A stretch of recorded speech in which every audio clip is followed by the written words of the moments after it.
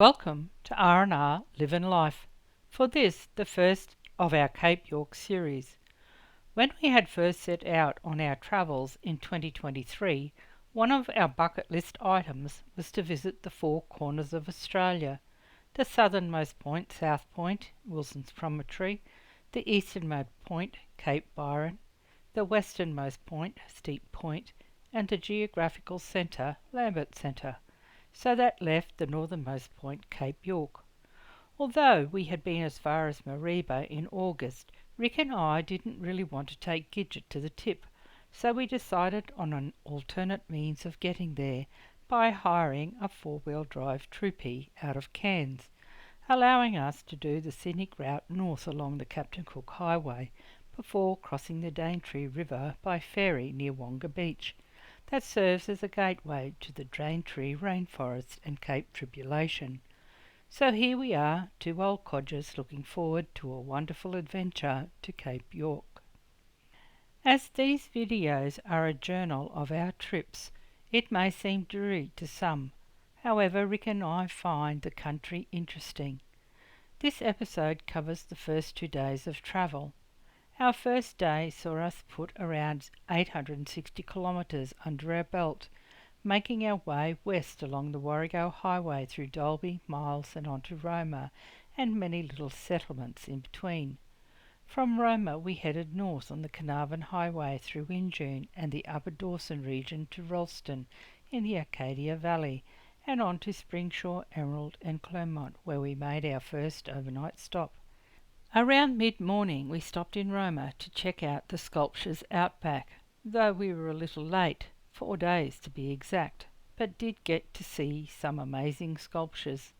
This annual outdoor sculpture exhibition on the banks of Bungle Creek on the eastern entrance to Roma celebrates local history, our cultural heritage, community and the environment, and is certainly captivating, as we had visited on a previous occasion.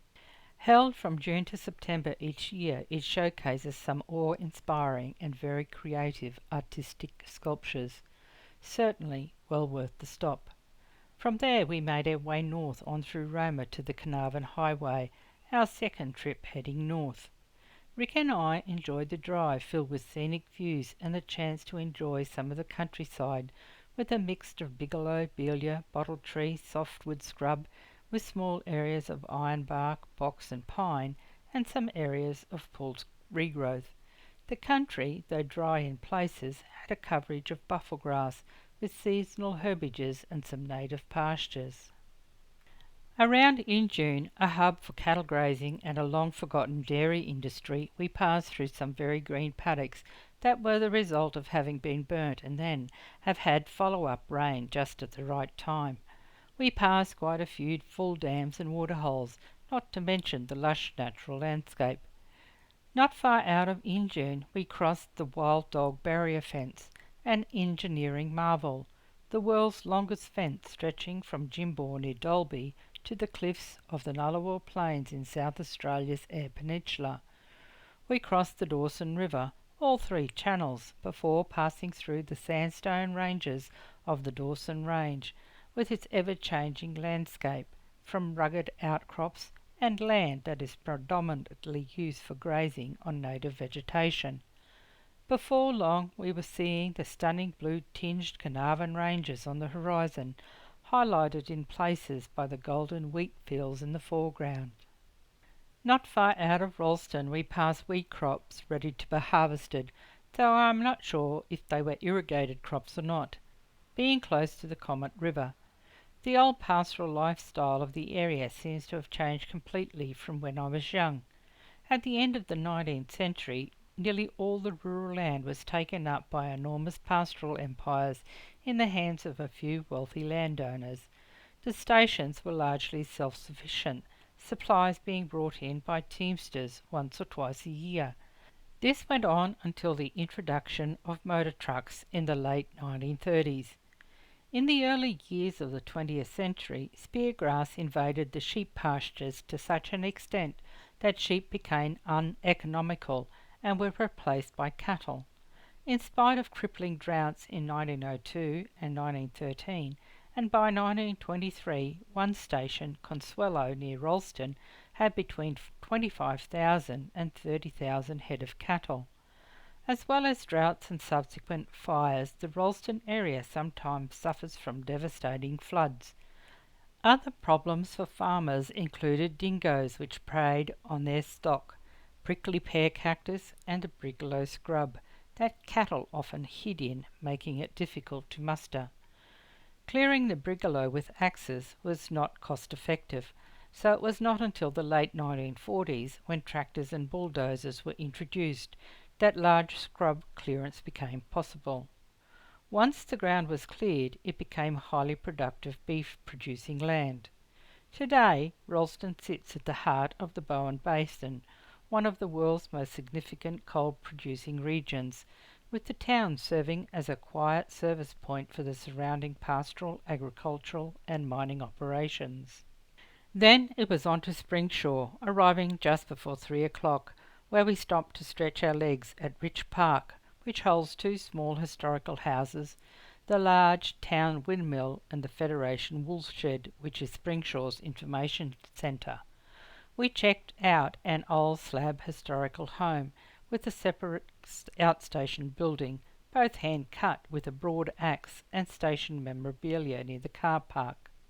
Here in Springsure we left the Dawson Highway and continued on the Gregory Highway. On our way out of town we passed the spectacular Mount Zamia, with a niche in the eastern side which has a weathered likeness to the Virgin Mary holding her child that overlooks the town.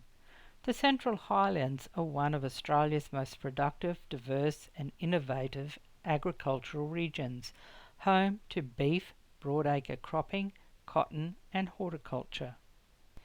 About halfway between Emerald and Clermont was the little town of Capella, set in amongst vast agricultural plains and striking volcanic hills of the Peak Range. The countryside began transitioning from irrigated areas around Emerald and Capella into the agricultural and cattle country that surrounds Clermont. What a day it has been as we pulled in for the night in Clermont, having left home at 7:15 and stopping just after 5. The following morning we set off just before 7 and proceeded north on the next leg of our journey along the Gregory Development Road, roughly 400 kilometres to Charters Towers. About 10 kilometres out of Clermont we were met with roadworks, where widening and bridge work was happening around the Myclare Creek area. Though the road is fully sealed, acting as a key inland route, it is renowned for a notorious section as far as Twin Hills, about 110 kilometres north of Clermont, that is rough, thanks to the Gilgai country. My first trip back in the late 1970s along this stretch of the road was all gravel, from the turn-off about 12 kilometres from Clermont to about 30 kilometres from Charters Towers. Back then I was driving a small Ford Escort, no four-wheel drive for me in those days, but it was a rather interesting piece of road in and out of Gilgais, bordered by gidgee trees, washed-out watercourses and corrugations. Rick and I had travelled south along this stretch of the road about 2 months ago, but we often find something we missed on the journey south. We had worked in the area over 40 years ago, so we were interested in the developments that have occurred along this section of the road. Back then there was no mine, and Mazeppa Park was still gidgee scrub interspersed with brigalow and open eucalypt woodlands, unfortunately now extensively cleared, albeit for a 41 square kilometre area that has been conserved. Surrounding Mazeppa Park is freehold and leasehold properties used for cropping and grazing. Further along, closer to Twin Hills, was Epping Forest, that has now been turned into a scientific national park, protecting the northern hairy-nosed wombat. The country through this area was so vastly different from how we remembered it. As we passed the turn-off to Twin Hills, about 140 kilometres north of Clermont, Rick and I reminisced about the Twin Hills race day rodeo and camp draft weekends we had attended in our younger days, camping in swags beside horse floats and cooking over campfires. It was such a major event in the Shire's calendar, and not to be missed if you could help it. Such a great weekend of fun, frivolity, and good times, not to forget the dust, flies, and warmer days.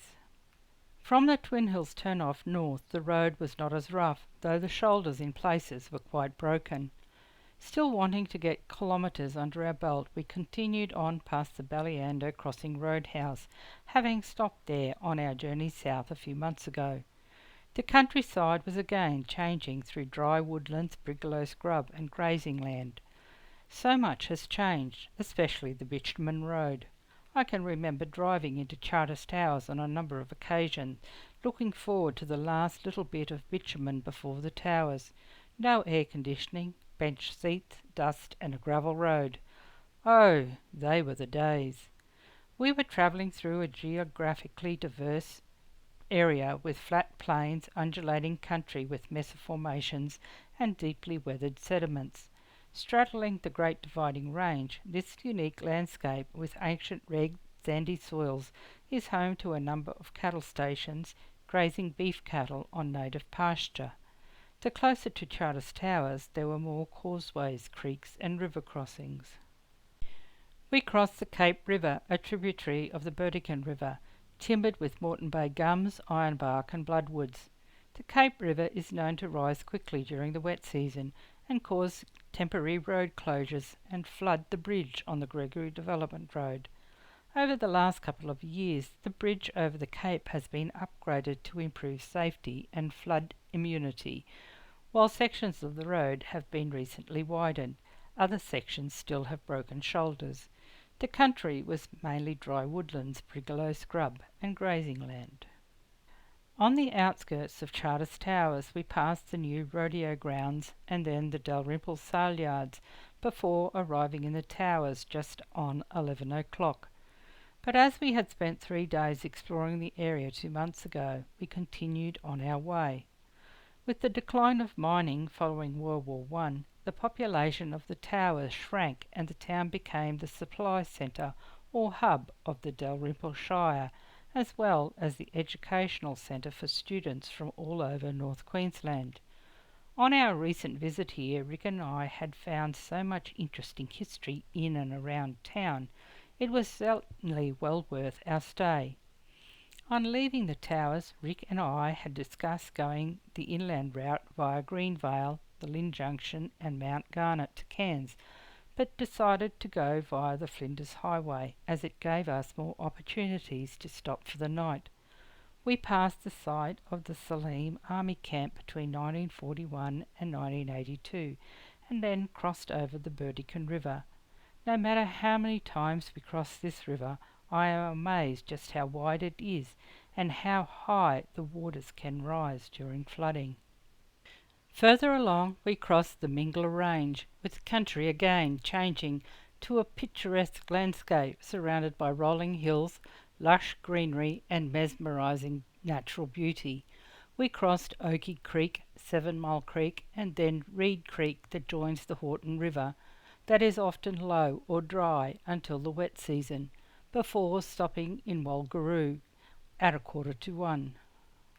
After refuelling, we parked in a car park and had lunch. From Walgaroo, we made our way to University Road and the Bruce Highway, all within sight of Castle Hill, the giant pink monolith, and Isilsberg of Carboniferous Preambrian origins that stands guard over the centre of Townsville. Ranging 286 metres above sea level, it dominates the city skyline.